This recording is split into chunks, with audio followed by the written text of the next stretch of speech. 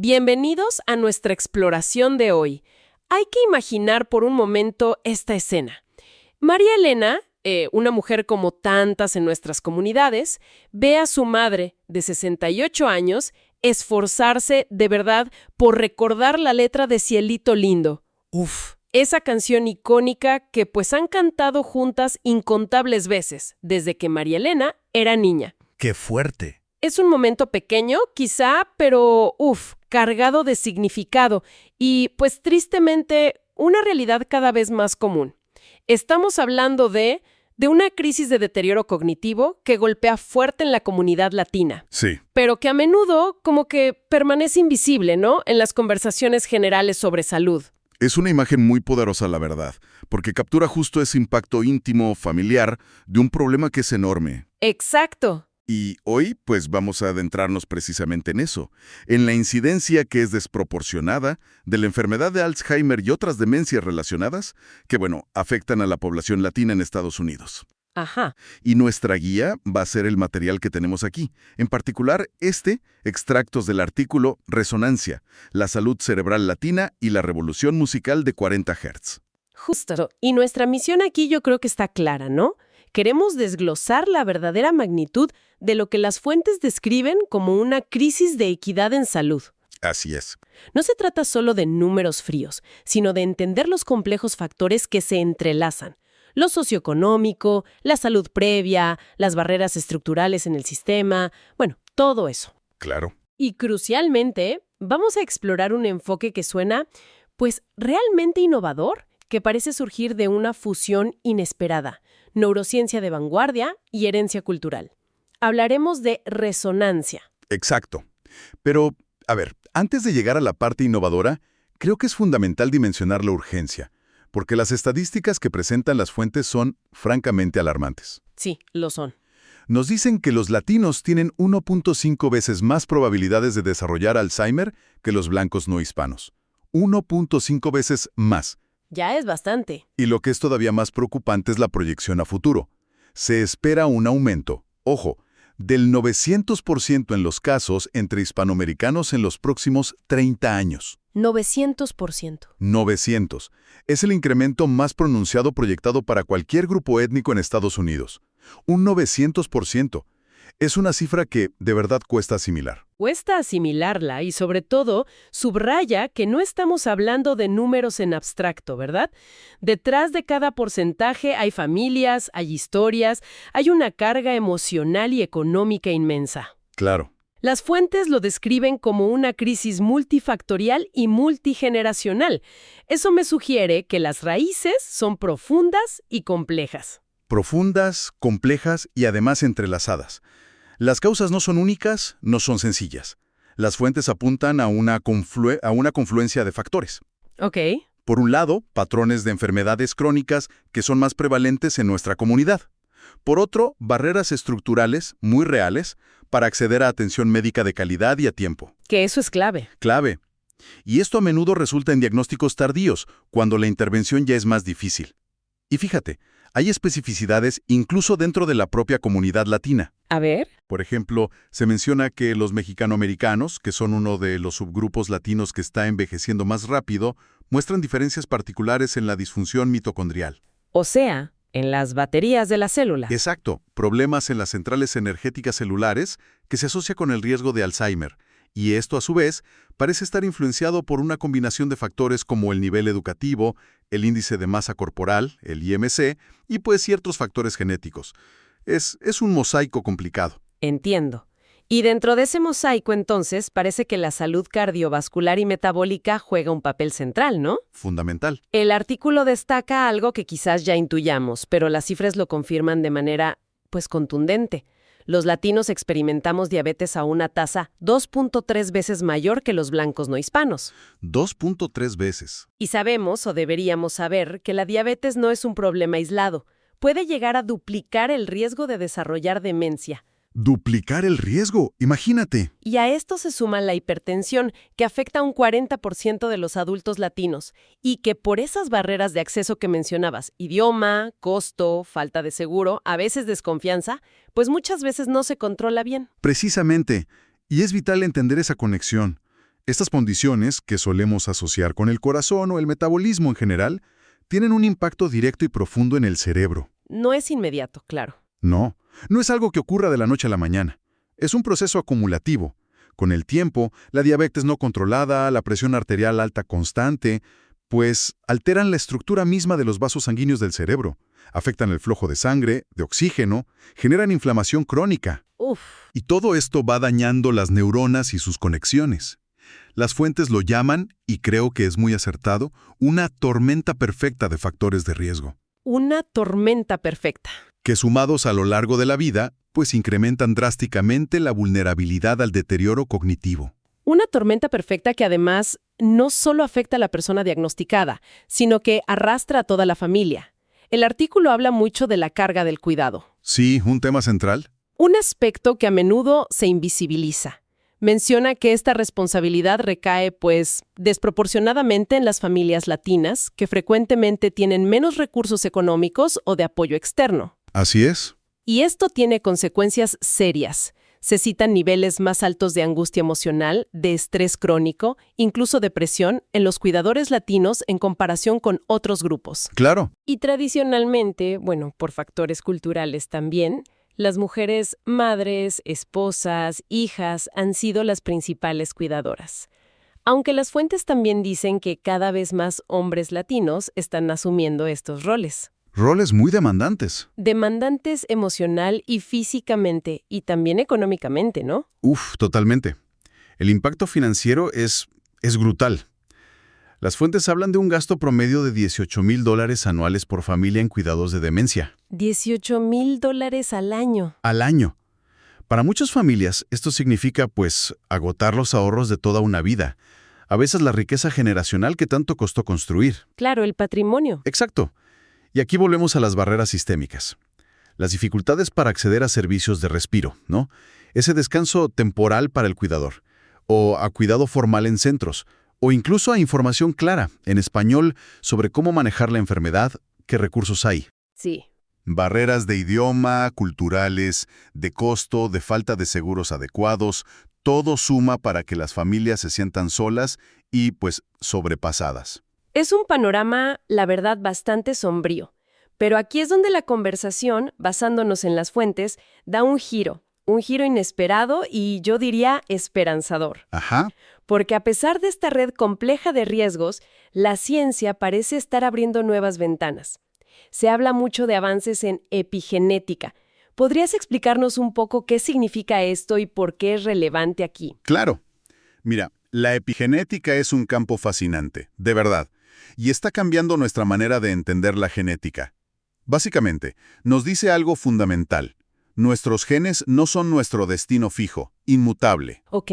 Incluso si una persona porta variantes genéticas de alto riesgo para ciertas enfermedades, como la famosa variante APO4, que se asocia a un mayor riesgo de Alzheimer. Que es un factor de riesgo, no una sentencia, ¿verdad? Exacto. Muy importante recalcar eso. Es un factor de riesgo, no una sentencia. Bueno, pues incluso tenerla no significa que estés condenado a desarrollar la enfermedad. Me gusta mucho la analogía que usan en el artículo. Comparan el ADN con una partitura musical, ¿no? Como una composición fija. ¿Sí? Y la epigenética, entonces, sería como el director de orquesta y los músicos que deciden qué notas de esa partitura se tocan, con qué intensidad, cuándo. Exacto, esa es la idea. O sea, nuestro estilo de vida, nuestro entorno, nuestras experiencias pueden influir en cómo se leen y se expresan nuestros genes. Una idea central que rescatan es, tener antecedentes familiares de Alzheimer no garantiza que se desarrolle. El estilo de vida y el entorno moldean el riesgo a través de cambios epigenéticos. Esto cambia las reglas del juego. Totalmente. Y aquí viene lo que es verdaderamente revolucionario para las comunidades latinas, según argumentan las fuentes. Resulta que esos mismos factores de estilo de vida que pueden influir positivamente en la expresión genética están profundamente arraigados en muchos aspectos de la cultura hispana tradicional. Hablamos de los lazos familiares fuertes, eso que académicamente llaman familismo. Que todos conocemos bien. Que todos entendemos, ¿no? Esa red de apoyo, esa conexión profunda. A veces demandante, sí, pero fundamental. Hablamos de las conexiones comunitarias, el personalismo. La calidez en el trato. Esa calidez, la importancia de las relaciones sociales. Y hablamos de prácticas culturales como la música y el baile, tan presentes en nuestras vidas. Claro. Pues la epigenética sugiere que estos elementos no son solo buenos para el alma o parte de nuestra identidad. Podrían estar literalmente dialogando con nuestros genes, ¡Wow! actuando como interruptores que potencialmente silencian variaciones genéticas dañinas y, al mismo tiempo, amplifican las protectoras. Es la idea de que la cultura misma puede ser una herramienta biológica de protección. Es una perspectiva increíblemente poderosa. Pensar que nuestras tradiciones, nuestras formas de relacionarnos, podrían tener un efecto protector a nivel celular. ¡Wow! ¿Sí? Y esto nos conecta directo con otro punto fascinante del material, la música como medicina. El artículo menciona que, mucho antes de que la ciencia occidental formalizara la musicoterapia, las culturas indígenas mesoamericanas ya tenían un profundo conocimiento empírico, ¿no?, sobre el poder del sonido. Así es. Para influir en la conciencia, el ánimo, hasta en la curación. Y ahora parece que la neurociencia de vanguardia está llegando a conclusiones similares, pero con sus herramientas y su lenguaje. Exactamente. Es una convergencia muy notable entre sabiduría ancestral y descubrimiento científico moderno. Investigaciones muy recientes, particularmente las que citan del MIT, han puesto el foco en una frecuencia específica, 40 Hz. ¿40 Hz? 40 Hz. Esta frecuencia corresponde con las ondas cerebrales gamma. Es un patrón de actividad eléctrica en el cerebro que se asocia con funciones cognitivas de alto nivel. Atención, percepción, aprendizaje, memoria. Funciones importantes. Muy importantes. Y lo que estos estudios están descubriendo es algo asombroso. La estimulación externa, por ejemplo a través del sonido, a esta frecuencia de 40 Hz, puede provocar que las propias neuronas del cerebro empiecen a sincronizar su actividad eléctrica a ese mismo ritmo. Ok. Es un fenómeno llamado arrastre neural o entrainment, en inglés. Arrastre neural. Suena técnico, pero la idea es como si el cerebro se contagiara del ritmo externo. Algo así. Como cuando movemos el pie al ritmo de una canción sin darnos cuenta. Es una buena analogía, ¿sí? Es como si el cerebro tuviera una tendencia natural a engancharse a ritmos externos que son persistentes. Ok. En este caso, la estimulación auditiva a 40 Hz busca sintonizar o arrastrar la actividad cerebral hacia esa frecuencia específica. Y aquí viene lo importante. ¿Por qué 40 Hz? ¿Qué efectos se han observado? Esa es la pregunta clave. ¿Qué pasa en el cerebro cuando se sincroniza a 40 Hz? Bueno, los hallazgos preliminares, principalmente en modelos animales, hay que decirlo, pero ya con investigaciones en humanos en curso, son muy prometedores. A ver. Se ha observado que esta estimulación a 40 Hz parece activar los mecanismos de limpieza propios del cerebro. Ayuda a eliminar las placas de proteína beta-amiloide. Las famosas placas del Alzheimer. Exacto, esas acumulaciones tóxicas que son características de la enfermedad. Algunos estudios que citan muestran reducciones significativas de estas placas, del orden del 40-50%, tras una semana de estimulación regular. ¿40 a 50% en una semana? Sí, es impactante. Además, parece que esta sincronización a 40 Hz mejora la consolidación de la memoria, o sea, el proceso de fijar los recuerdos, y fortalece las conexiones entre las neuronas, la conectividad sináptica. Vaya. Es como si esta frecuencia pusiera al cerebro en un estado óptimo para repararse y funcionar mejor. Reducción de placas amiloides en un 40-50%. Aunque sean estudios iniciales, es un dato impresionante. Y aquí es donde finalmente encaja la herramienta que da nombre al artículo. Resonancia. Ajá. Nos cuentan que, coincidiendo con el mes de la herencia hispana, la plataforma Vibes AI lanzó esta creación. La describen como una experiencia de audio restaurativa, basada justo en esta ciencia de los 40 Hz. Sí. Y creada por Rachel Bixley, una reconocida artista de jazz latina. Pero enfatizan que no es simplemente una pista de música relajante o de meditación más. Exacto. La presentan como algo distinto. Se posiciona como una herramienta de protección cognitiva diseñada científicamente, que busca deliberadamente aprovechar estos descubrimientos sobre los 40 Hz. Ok. Pero haciéndolo de una manera que honre y resuene con la herencia cultural latina. Es esa fusión de neurociencia y cultura de la que hablábamos antes. ¿Y cómo se logra esa fusión en la práctica? Digo, ¿Cómo suena resonancia? Pues el diseño musical parece ser la clave. Explican que Rachel Bigley, la compositora, se inspira profundamente en sus raíces mexicoamericanas y su formación en jazz. Ajá. Y para resonancia, ella teje influencias diversas. Mencionan ritmos del flamenco, tradiciones musicales de la española, República Dominicana, Haití. ¡Qué interesante! Armónicamente la pieza se centra en la menor, que puede evocar calma, pero introduce movimientos estratégicos a otras tonalidades. Mencionan do sostenido, que generan cierta tensión y resolución. Para mantener la atención. Exacto. La idea, según el artículo, no es solo crear música agradable, sino mantener al cerebro activamente comprometido, atento.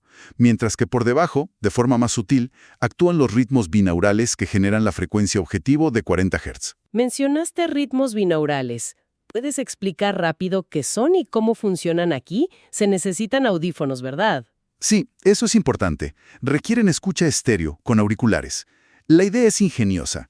Se presenta una frecuencia ligeramente diferente en cada oído. Por ejemplo, 200 Hz en el izquierdo y 240 Hz en el derecho. Ok. El cerebro, al procesar estas dos señales distintas, percibe una tercera frecuencia fantasma, que es la diferencia entre las dos. En el ejemplo, 240 menos 200 igual a 40 Hz. ¡Ah, mira! Así, aunque ningún oído escucha directamente 40 Hz, el cerebro activamente genera esa frecuencia internamente. Es una forma de inducir el arrastre neural, haciendo que el cerebro participe. Entiendo. Es como engañar al cerebro para bien, para que produzca la frecuencia deseada. Y además de estos aspectos técnicos, armónicos, ¿qué hay de los instrumentos? Dijiste que también reflejan esa fusión cultural. Así es. Por un lado, usan diapasones, que dan tonos puros, precisos, para anclar las frecuencias base de los binaurales. Ok, la parte científica. Exacto. Pero junto a ellos se incorpora percusión latina tradicional, maracas, shakers, congas y, muy importante, la clave. La clave, claro. Ese patrón rítmico fundamental en tanta música nuestra. Estos instrumentos no solo añaden textura y sabor cultural, sino que crean patrones polirrítmicos complejos. Ajá. Y la hipótesis que plantea el artículo es que estos ritmos son tan familiares para un cerebro latino, tan arraigados, que pueden como eludir ciertas barreras de resistencia cognitiva. Como que el cerebro los reconoce y se abre más fácil. Algo así, permitiendo que el arrastre a los 40 Hz terapéuticos sea más profundo y efectivo. Suena lógico.